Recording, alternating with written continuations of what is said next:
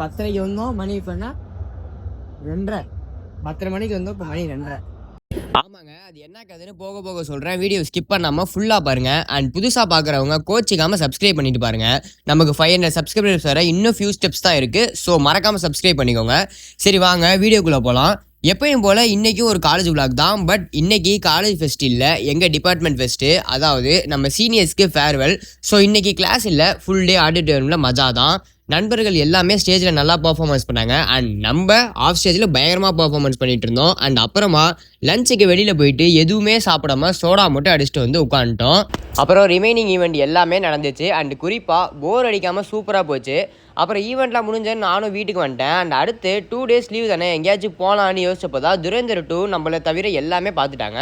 So அதுக்கு போகலான்னு முடிவு பண்ணிட்டு வண்டி எடுத்துகிட்டு கிளம்பியாச்சு. அண்ட் நான் கூட நைட் ஷோ போகிறோம், படம் வேறு 4 hours சொல்கிறாங்க. கண்டிப்பாக தூங்கிடுவோம்னு நினச்சேன். பட் எங்கேயுமே தூக்கம் வராமல் சூப்பராக கொண்டு போயிருந்தாங்க. அண்ட் வீட்டுக்கு வந்து ரீச் ஆகவே 3 o'clock ஆகிடுச்சு. அவ்வளோதான். நெக்ஸ்ட் டே ஒரு டே விலாகில் பார்க்குறேன். அது வரை stay hard and stay happy. Tata.